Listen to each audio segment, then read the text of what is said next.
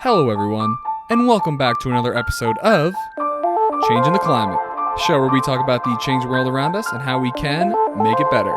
Brought to you by Climate Change Realty. The only real estate brokerage that donates 50% of its net commissions to 501c3 nonprofit organizations dedicated to fighting climate change. Tommy, good to meet you, man. Thanks so much for taking the time to come on. I really appreciate it. It's absolutely my pleasure, Ethan. I'm glad to be here.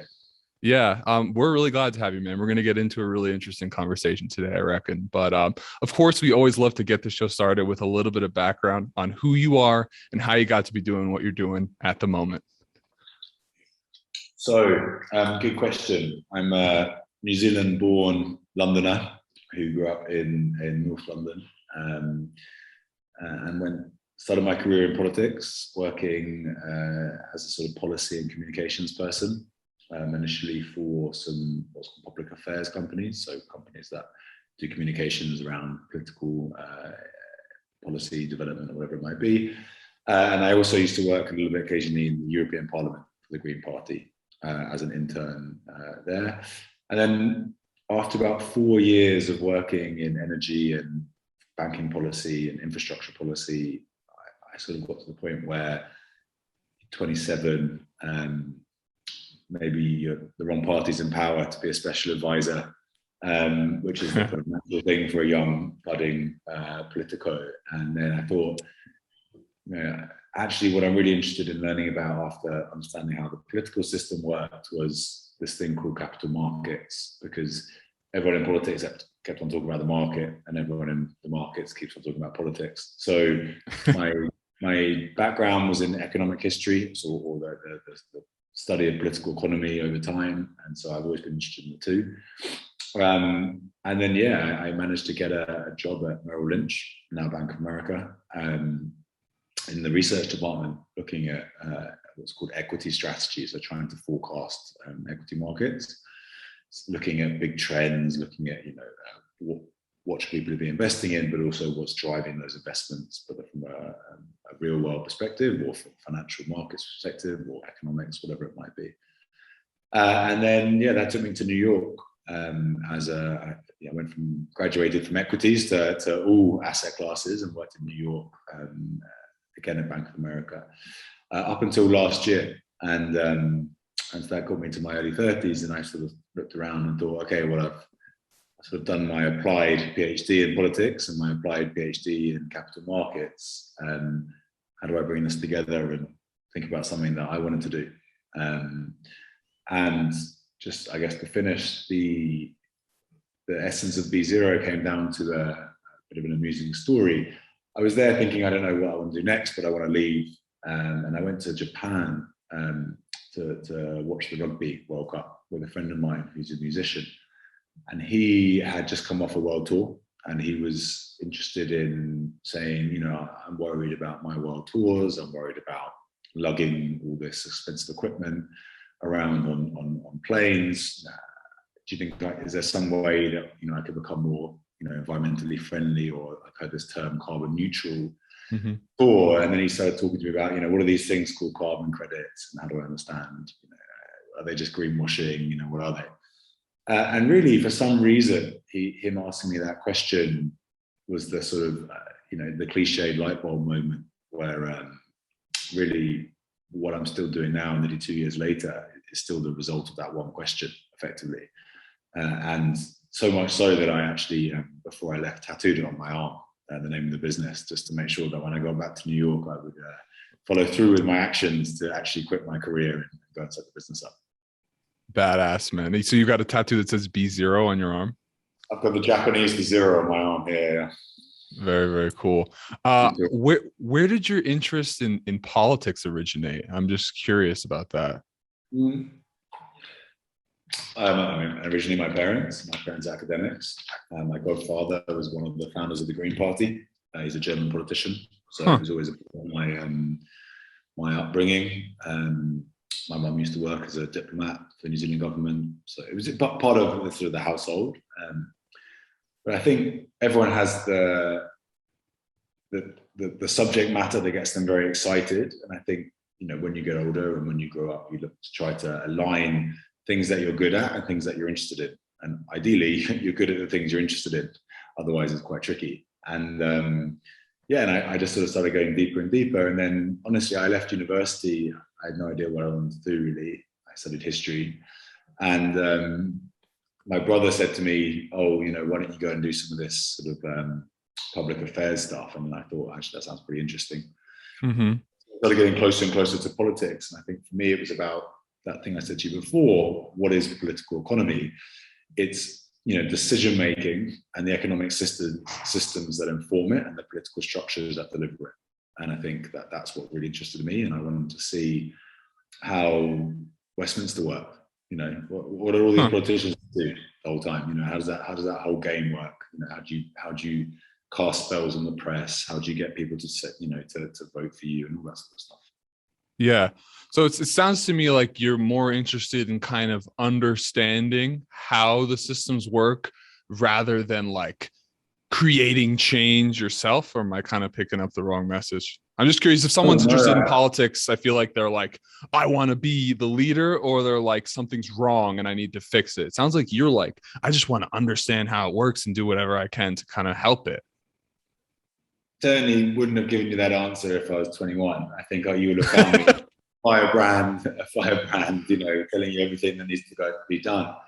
I think the realization was, and hopefully Be Zero Carbon is my attempt to do that, to be a real life activist. I love it. It took me 10 years of just saying, how do I understand this stuff before I can come up with a reasonable answer, or at least one that's coherent enough for me to try to invest my time in. Because, before you try to, obviously everyone who's got a kind of the appetite for politics wants to do something, change something, do these better, do this, but, it's a very active kind of like obsession. But you can very quickly be banging your head against the wall because you just don't know quite how to do it. Right. And also, if you want to change, the world, you come up with some good ideas about how it can work differently. Because it's all very well moaning, and it's very good moaning from both left and right, wing perspectives. What's really tricky is learning out how to build something that's better. And so I thought, I'll invest a decade of my life in trying to learn some of the things that I would want to use later in life. Admirable, man. I love it. Where did you go to uni? Edinburgh. Okay. In Scotland? Yeah, capital of Scotland. Very good reputation in America. Decent reputation in England. Or in Funny. It was great. It's a beautiful city, known for the comedy festival in the summer, and not known for the desperately dark winters that you endure when you're a student there. Jeez. But generally very beautiful. It's got this amazing neo-Gothic architecture, and the history academics that I worked, that I studied under were very inspiring. I really enjoyed my time there. Very cool, man. All right, so let's dive right into it then. So what is Be Zero Carbon? Let's go from that conversation to kind of now, where you guys have an entire corporation operating. So let's talk about what it is. Yeah. So look, we're trying to build a climate services company. So you're doing it, man. Yeah, you're not trying. It's there. The website's awesome. Yeah, we're updating the website, but I think we started with this principle, which my partner and I, which was, how do we build better services for companies? Firstly, looking to reduce their emissions. It was called decarbonisation, setting them on the path to net zero. And then, because we were actually asset research analysts, we started looking at this question of, there's this thing called carbon credits, and they're a slightly exotic instrument, and they seem to be a little bit, what's the right word, Americanization, a bit all over the place. They're a little bit like penny stocks, basically, and they're kind of a bit like, are they real? And we started looking and scratching and digging away at this question. So, we have two enterprises. We have an advisory or consultancy business, which provides research and actual transformation sort of management for companies and organizations trying to actually do their footprinting, understand where all their products are, map their supply chains. introduce what's called net zero strategies, where they actually actively decarbonize and make either reduction decisions, or they substitute activities, or they stop things. And part of that can be using offsets, buying carbon credits to become what's called carbon neutral. And then finally helping them communicate that. So our kind of most known US company client is a company called Bagu, the sort of sustainable bags that you guys use when you buy. Never heard of them. So you will have seen them if you haven't heard them. In fact, probably half of Boulder uses them for their shopping. They're the little kind of like reusable shopping bags, which have like kind of cool pictures of ice creams on, or pictures of little things on. And you'll notice these. And for example, that's the kind of company that we're working with who, they sell these products, and they want to know more about where they come from and about their supply chain, about what the greenhouse gas implications are of that value chain, and what they can be doing to reduce it over time. Now that's the sort of consultancy arm. The other side is a bit more of a hardcore kind of eco-finance wing, which is looking at, in short, building the kind of Bloomberg platform for carbon markets. It's trying to bring together data analysis and intelligence tools to basically help either buyers, sellers, investors, or creators of credits to make better decisions. So it's this idea of creating an efficient and scalable market, and we're trying to really be in the belly of that beast to create a sort of system that everyone will use. So whether you're Goldman Sachs buying them to sell to your clients, or for your own corporate activity, or your the local auto shop that wants to just be doing their own little thing. Everyone needs to be buying the right stuff and understanding it properly, and that, because it's such a frontier market, a lot of that traditional architecture, you would have like, brokers that you can buy, and you can read up on these companies, and they have metrics that they have to report. These things don't really quite exist in many ways. So we're kind of helping build them, and then turn that into a climate tech platform that everyone can use. Thanks for doing that, man. That's really cool. I want to dive into the details a little bit more. But you said, so your undergrad was in the history of economics, is that right? Well, it's actually economic history. So the other it's not the history. It's not like understanding. Although I did do this, but it's not like understanding what Keynes thought, or what Friedman. Yeah, whatever, or much more esoteric economists, unfortunately, like the physiocrats or stuff like this, Adam Smith, these sort of things. It's more actually how that played out in real history. So you're studying interpretations of the Great Depression in America, or the development of the energy industries in comparison between the UK and the US. How you create, what the regulated history was for the US, how that compared to the nationalized industry basis in the UK. So it's quite geeky, but you're not studying, for example, cultural history. So you're not studying the development of, so a good example, you would look at, you wouldn't necessarily look at race, but you would look at living standards. So like how do living standards change over 50 years? And you might look at some racial elements of that, but you wouldn't be geared by looking at what was the story of, this segment of society in their time. It's less those kind of questions, more, the economic leveling up of the North and the South, this sort of thing. Bro, thank you for using your fundamental understanding of how markets work to actually help, rather than fill your pockets with unnecessary wealth. I just really appreciate that about you. But what I want to ask you is, what kind of economic incentives do these large corporations have to bring their companies net zero, rather than the fact, we all need, we believe we need to save the world and all that stuff, but what's like the hard, like measurable benefit that they're going to get from this? So it's an interesting question. Wasn't it for me? Basically, that's right. So the way I would describe this, what's changed in the past 18 months, really the 2020s, is for a variety of reasons, this idea of what I call climate awareness, this idea that we need to care about the planet. You could say today's champion of that is Greta Thunberg, but there are many other champions in the past.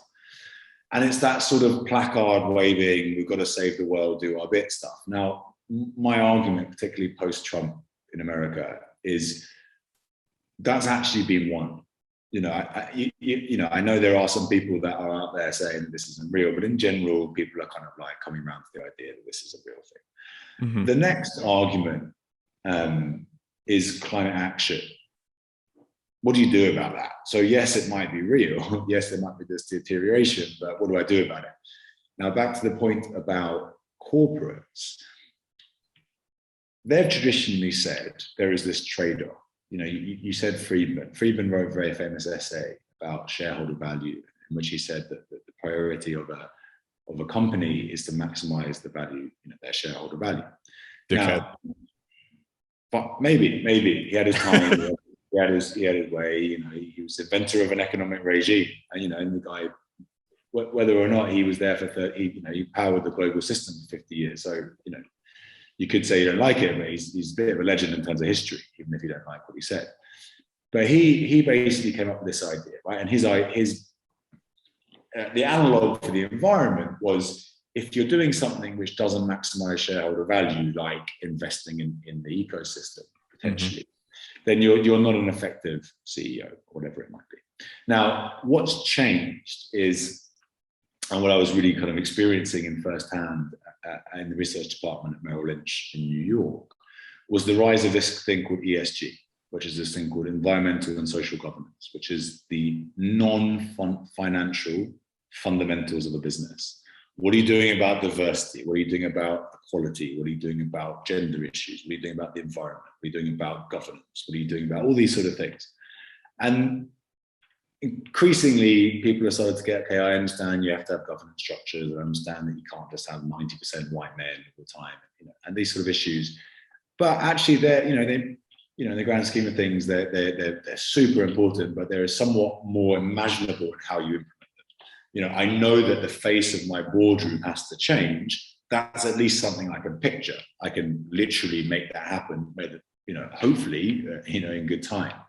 The environment, the E, is really tough because it's like a whole systems analysis. It's yes, the systems analysis to the social and governance side, but it's on a completely different planet. Like, no pun intended.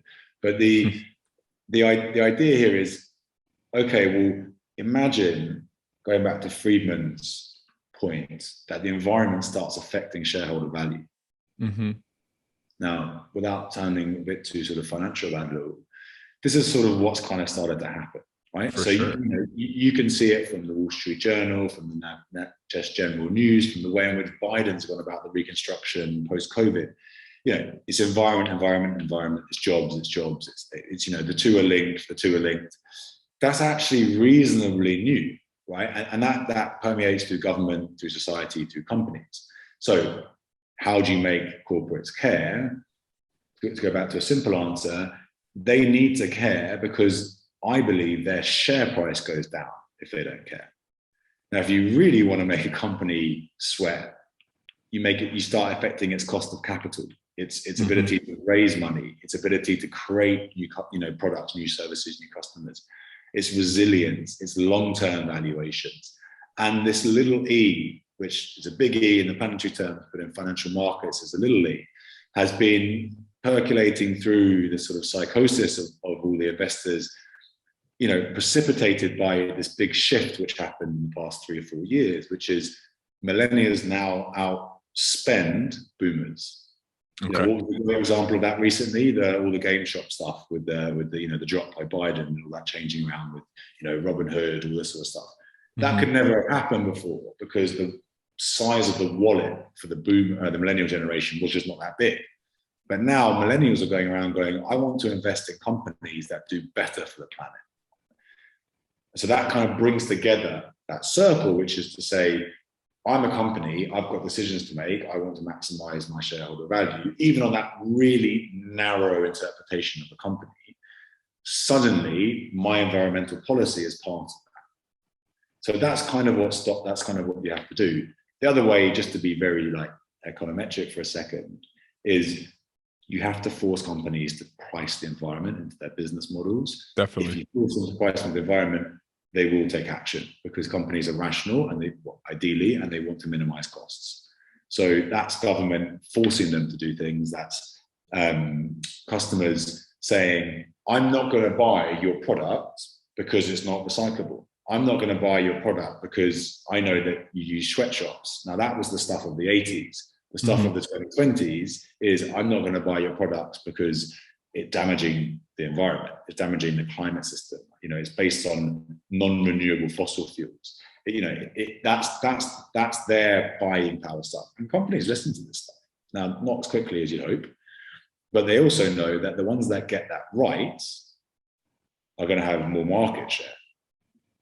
So, so suddenly you can talk their language. They care about market share, about return on investment. They care about the share price, about their all that sort of stuff. If you can turn environmental paradigms into stuff that they traditionally cared about, then you can kind of kill two birds with one stone. Thanks for sharing. I really appreciate that. It'll take some more thought for me to process all that. I'm looking for like quantifier measurable like inputs to make it like not just like consumer preference, but like that it has to be done. I want to ask you your personal thoughts. What do you think about like a price on carbon? So there is a price on carbon. There's lots of them. It depends where you live. And in the US, I don't know, man. The US, I don't think we have anything. California, it's not true. There's lots of trading systems in the US. I think there's about 12 or 15 state-based emissions trading schemes. So in California, there's a price for carbon. In fact, there's several prices for carbon. The idea of carbon tax is one way of introducing a price. So we will tax what you pollute. There is the idea of forcing companies to set themselves on the path to net zero and letting the price of those actions dictate, the sort of somewhat be market-based as opposed to a tax-based. And then there's something like a carbon credit. If you buy a carbon credit as a business to be carbon neutral, that is a carbon price because you, for the first time ever, said, I pollute 1,000 tons a year. I'm explicitly spending $10,000 on 1,000 credits to offset that. My carbon price is $10. So actually, you're starting to see this now. This is interestingly much more accelerated in Europe, particularly in the UK and in France and in Germany than it is in the US. I mean, obviously, as you imagine, it's more as you go on the outside and less as you go on the inside. But that is starting to happen, and there's many prices and many guises for carbon. The question could be: do you need a global price, and do you need a global tax? And then it's about what does that policy lever to create in terms of what comes out of that. So if you have taxes, so I'm a business, I want to, I'm being taxed on the pollution that I draw in. By the way, many people already are taxing their pollution in various different ways, but on the carbon and the greenhouse gas emissions. So that's a tax, right? So I'm paying that tax to the government. So is the government spending that money on creating renewable energy systems? Or am I supposed to also be spending that money on renewable energy systems?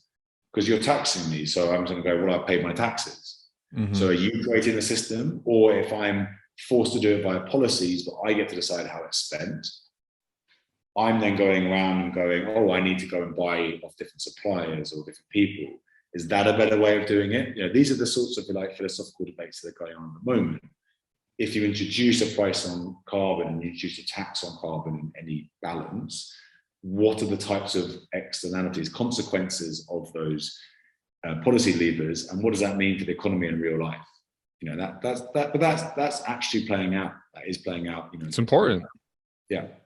Yeah, I mean, my favorite proposals from the Citizens Climate Lobby here in the US, where we just create a dividend and pay it back to the people, because then that way you don't increase the size of government, you just decrease the amount of emissions. But we've talked about that on the show plenty. I want to talk about what services your company provides, because right now you guys have 3 primary services. Is that right, or do you do other stuff on top of that? No, so yeah, I mean, so we originally did, because when we were starting out, which is what the current website reflects, we were try and do a little bit of everything just to see kind of what's stuck, and then Hell yeah, man.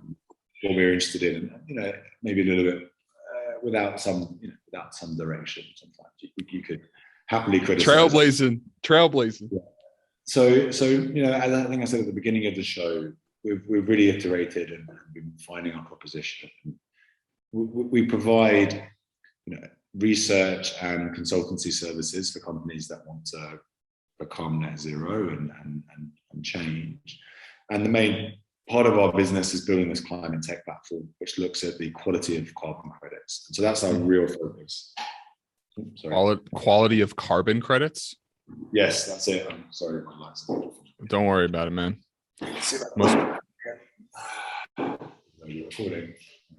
Most people are listening anyway. So quality of carbon credits, which means like the actually like effectiveness of the carbon credits, like how much they're actually legit or what? That's it in a nutshell. Are they legit? That's what we're trying to say. So we're basically, which we can go into if you'd like to. I can go into that now. What I mean by that. Let's do it. A carbon credit, just to be clear, we're talking about credits created in the voluntary market. Now, the 1.0, your first unit in the university, what is a carbon market? There are two kinds of carbon market. There's what's called a regulated market, like the California emissions trading system, and there's what's called the voluntary market, where I exist in a part of the economy, like I sell clothes, that are not subject to regulation from government on what I do with my carbon. So heavy industry in the majority of America, particularly, and in all of Europe, all of the European Union, including now the UK and the European Union, that's all regulated. So I'm obliged to reduce my carbon emissions because of regulations. And there is this thing called an allowance that's been set up. That's what's traded in those markets. So every year, I'm allowed to pollute, let's just say, X amount of carbon. I'm on the path to reducing those emissions. So the next year, everyone in that area is allowed to produce X minus 10%, right? Mm-hmm. Because you're trying to always reduce. And then the value of those instruments is a function of scarcity. So let's say there's 1 million instruments in circulation. Every company has its own targets. If I surpass my targets, I can sell those additional credits that I didn't use to, let's just say, someone else who's struggling to do that.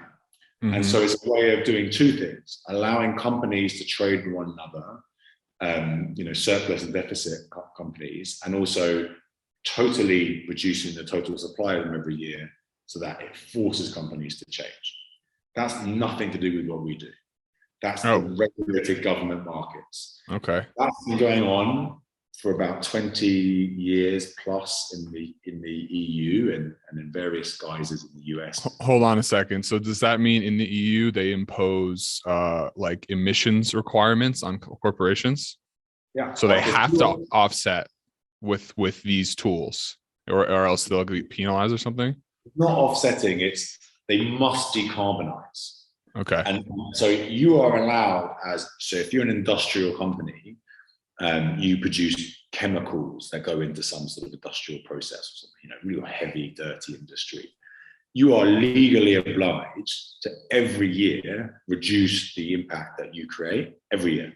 And you are given you're basically given an allocation. And I'm basically saying in year one, you can pollute, let's just say 1,000.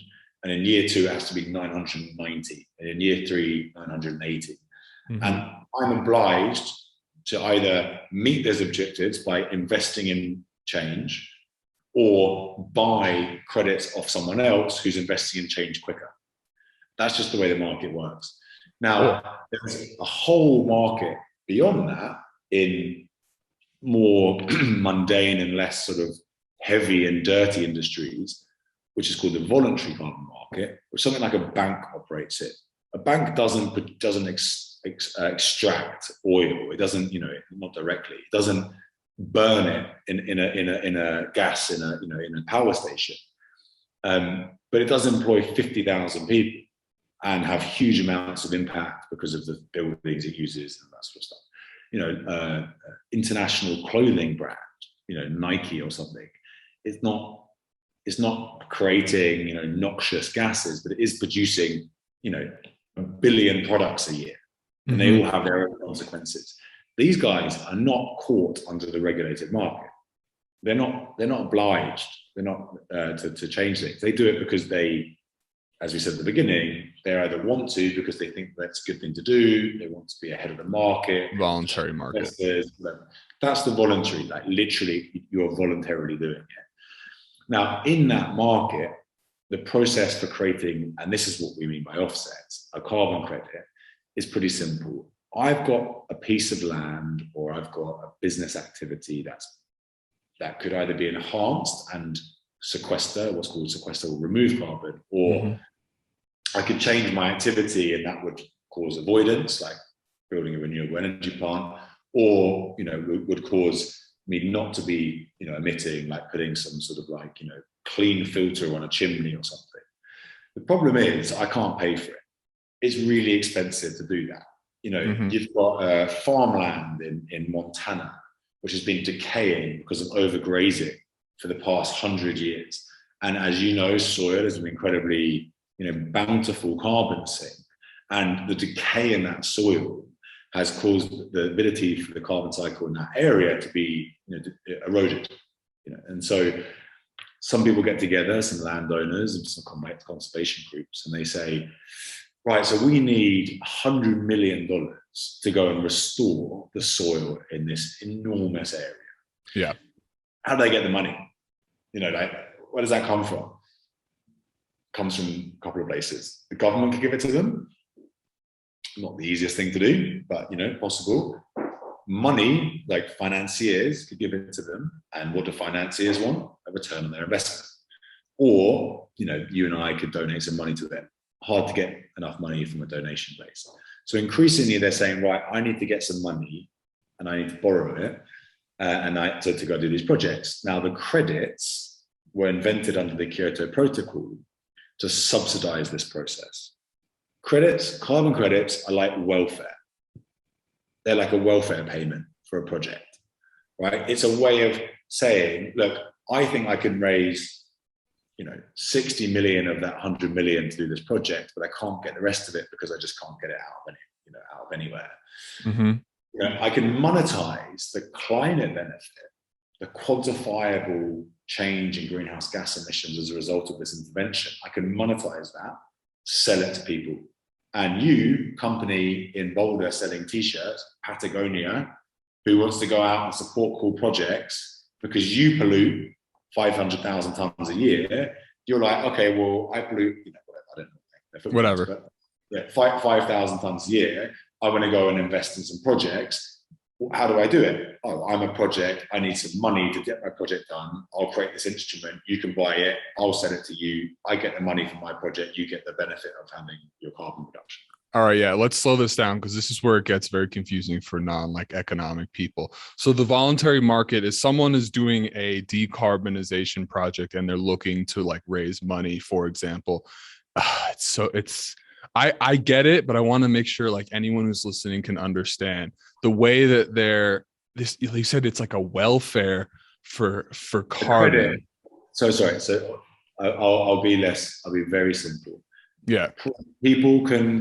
There are two parts of this market. There's demand and supply.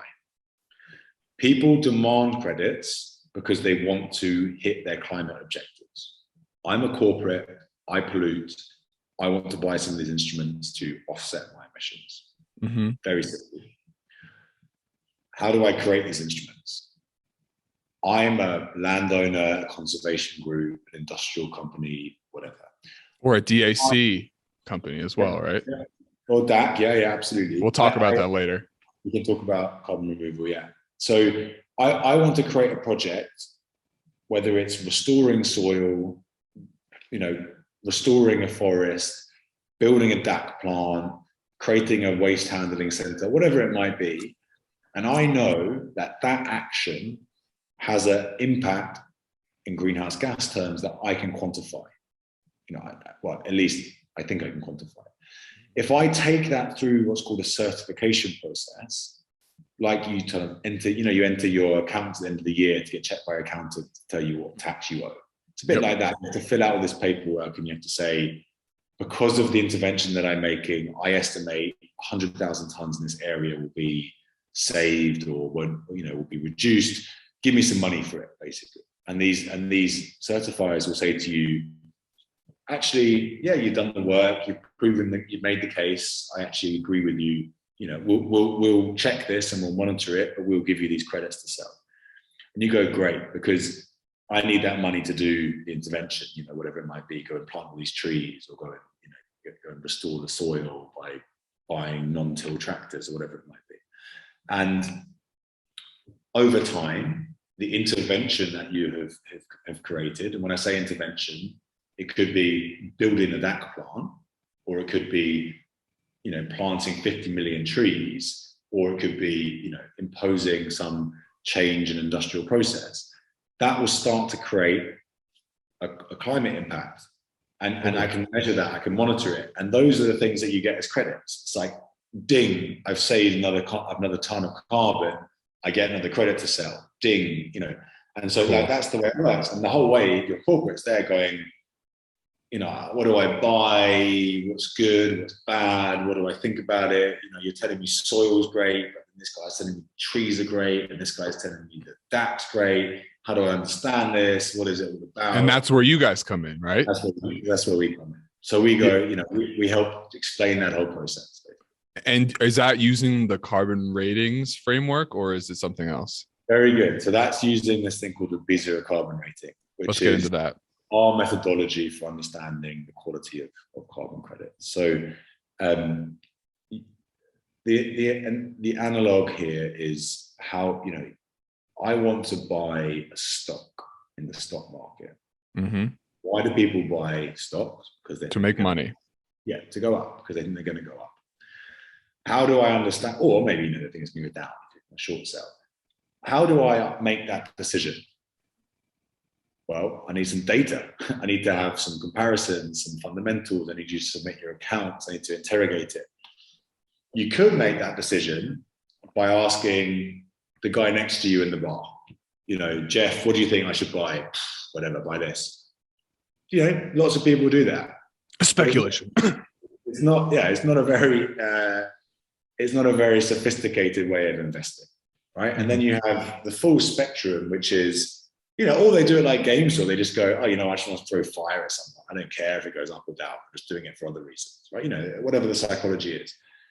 And then the other side, you've got, at least what the big banks will tell everyone. And my experience is that there are really well-meaning people doing really well-meaning research a lot of the time, who are trying to take these companies apart, put them back together again, and say the share price is $100 a share based on all of these assumptions. I think the share price should be 120, so you should buy it. Or I think the share price should be 80, so you should sell it.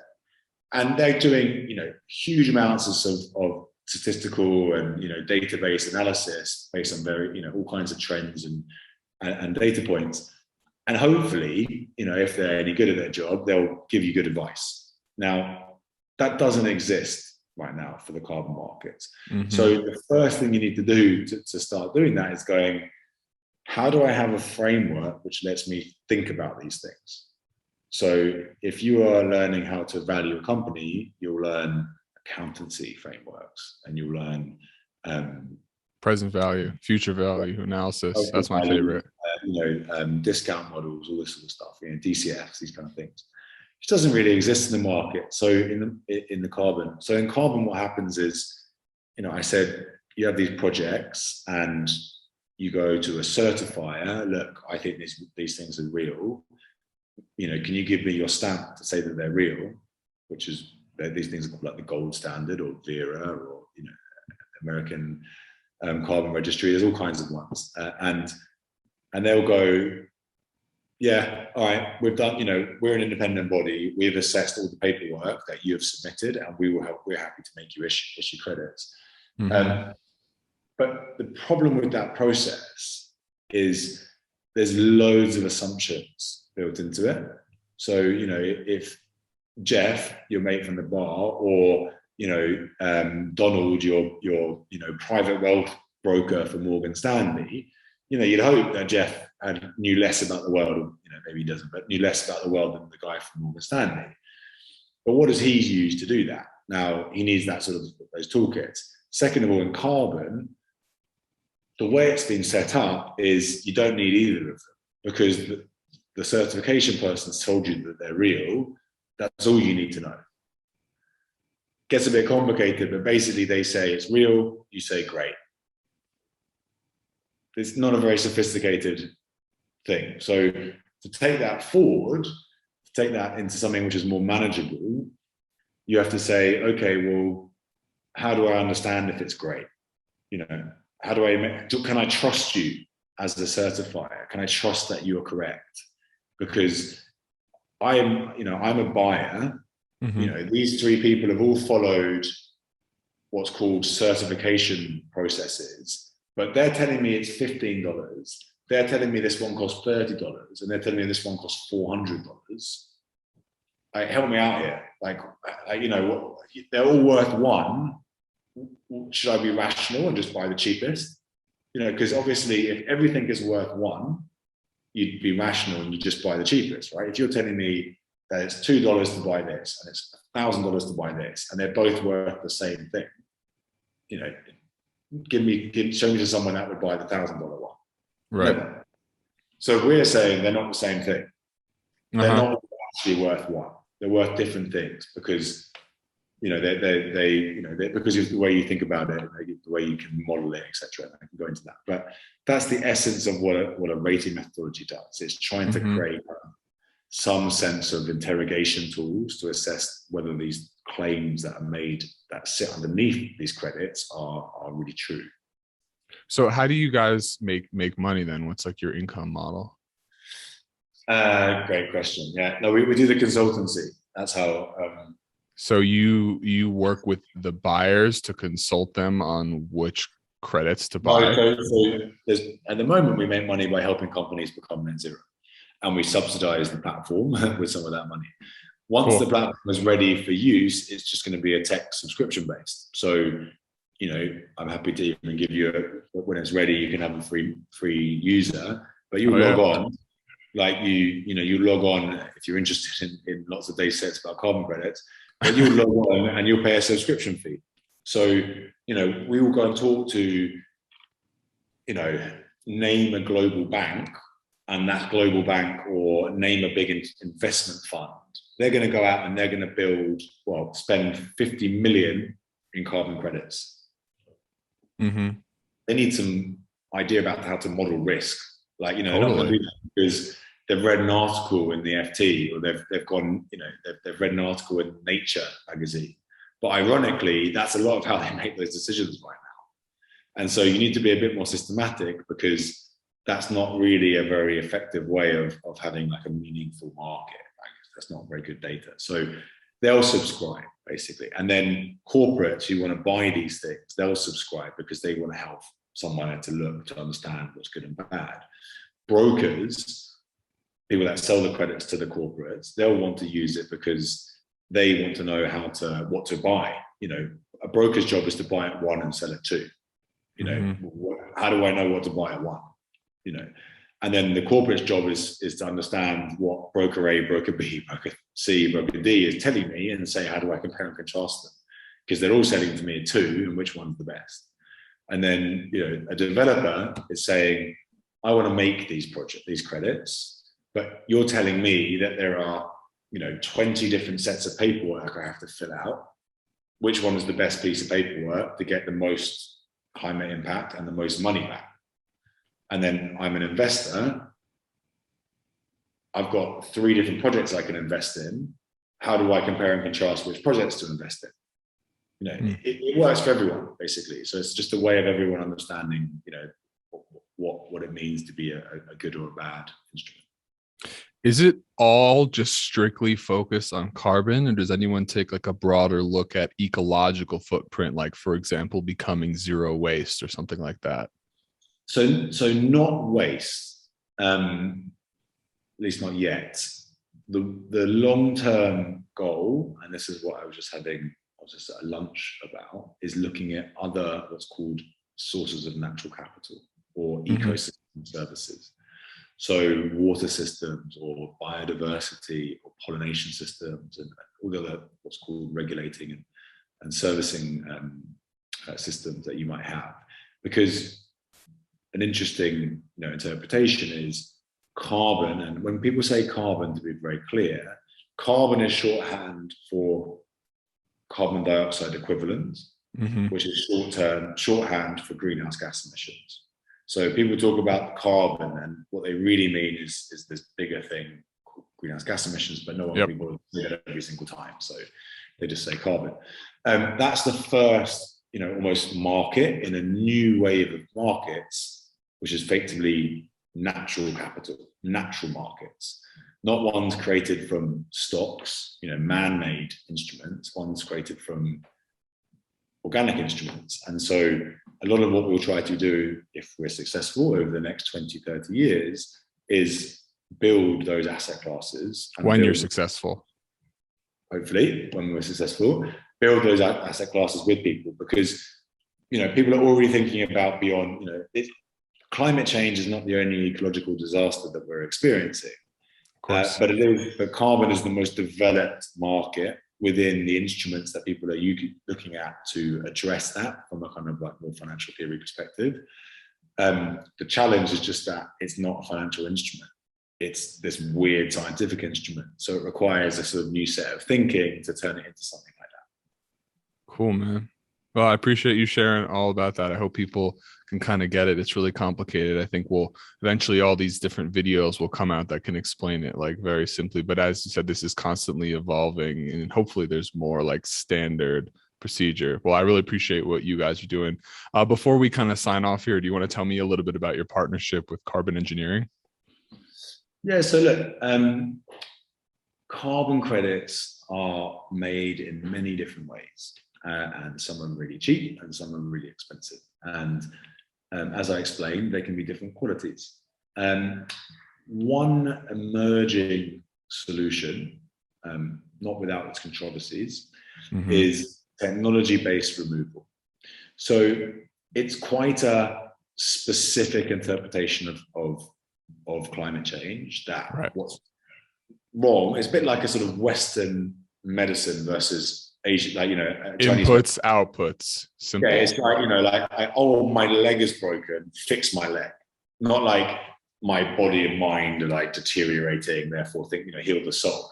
That's the kind of way to think about it. So, something like carbon engineering is amazing, because what they've gone and done is they've invented this system, which is, the perfect carbon credit almost, which is to say, we literally suck carbon out of the environment, transform it chemically, and then bury it permanently.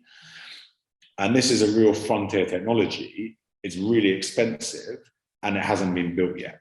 So what we were working on them to do is, how can we make that available to more and more people so they can buy this technology? So we worked with them and said, how can we help create like a kind of legal framework and a contract and all this sort of stuff. And the idea there is what's called deflationary demand, is when you have a very expensive frontier technology, it's very expensive frontier technology. So not that many people buy it. Think about solar 30 years ago. But you have a falling cost curve. So the more that the people buy it, the more likely it is that it's going to go down, because it allows investment, it allows more and more production. So you're trying to kind of kick off this this business cycle with them. We're helping to kick off the business cycle where they will get cheaper and cheaper, because more and more people can access it. And in terms of the broader impact of direct air capture or other forms of removals technologies, they have a very big part to play in accelerating carbon removal, but they are not a standalone solution, because specifically removing greenhouse gases from or CO2 from the ecosystem is not the only thing that's going wrong. And as someone said to me at the lunch, just because you suck carbon out of the environment doesn't mean that the animals don't die. And so Right. it's not, they have a huge role to play alongside all the other things. It's just that what's really interesting is it's a very scalable and highly effective way of doing this specific thing. And so what we were really trying to do is trying to provide research and support to kind of promote that. But it's not to detract from other types of interventions. It's just there's only so much land on the planet, and obviously, and there's the seas as well that you can use, and we'll need all the help that we can get, and these types of technologies are very good at accelerating that alongside nature-based solutions. Yeah. Have you seen the film? I think it's called Breaking Boundaries with David Attenborough. And I think he's a Swedish scientist, where they talk about like the 8 different biological boundaries of the earth, and climate is just one of them. But yeah, no, like you said, like I love the simplicity of it. It's just like in and out. And I feel like a lot of people could get on board with that. But you're right. Of course, there's other ecological issues, but right. If you suck carbon, it might not mean that animals might not die if we keep hunting them and killing them and pouring, pollution into their environments. But it seems to be one of the most existential threats is this climate crisis. So that's why I appreciate everything you guys are doing at B0 Carbon. Any other like methods of sequestration that you're like really optimistic about? Yeah, I guess I reframe the question. Do it. When what you want is the good stuff to rise to the top and the bad stuff to fall to the bottom. When there's a world where every credit is worth 1 ton and you're incentivized to buy the cheapest possible stuff, it's kind of a world in which the reverse happens. Or maybe some good stuff still goes through. But so for us, it's about letting there be that almost natural selection in various techniques, but where people who are making decisions to buy, create, invest, or sell them can make better decisions to do that. Because who are we to judge what's good or bad? Because there's all kinds of impacts from different solutions. It should be about making sure that they're valued correctly and that they're intelligible and that people can do that. Because there is a reason why companies whatever natural selection takes place. But to do that, you need to have, good information. So I think there's all kinds of roles for everyone to play.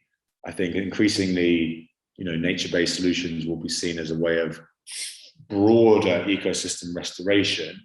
And within that, there'll be certain sort of like champion plays, particularly in carbon or biodiversity or whatever.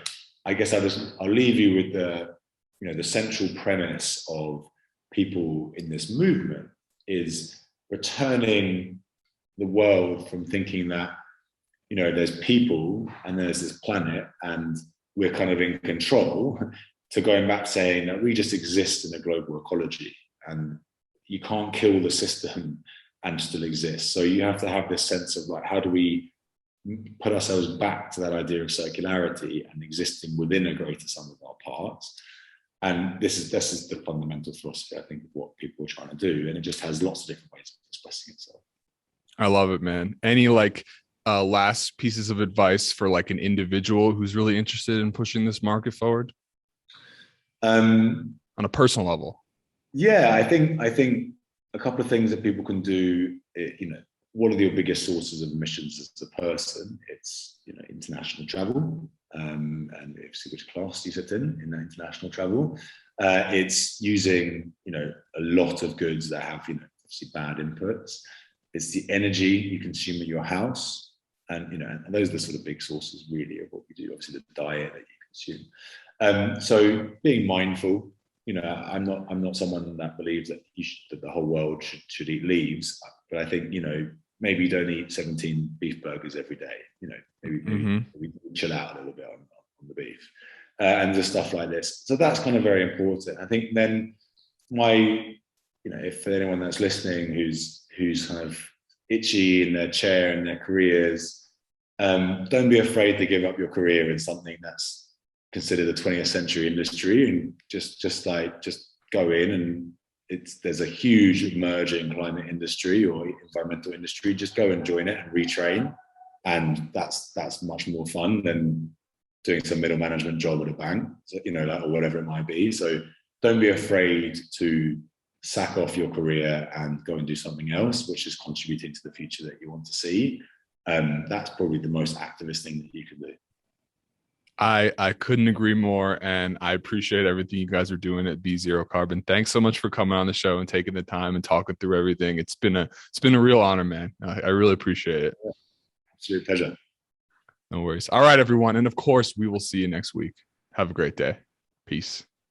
Thank you so much for tuning in to another episode of Changing the Climate. Here at Climate Change Realty, we don't just donate 50% of our net commissions to fight climate change, we also donate a full 50% of our real estate referrals. So if you or anyone else you know is looking to buy or sell a home anywhere in the USA and would like to create thousands of dollars in donations without any cost out of pocket, please visit ccrboulder.com today.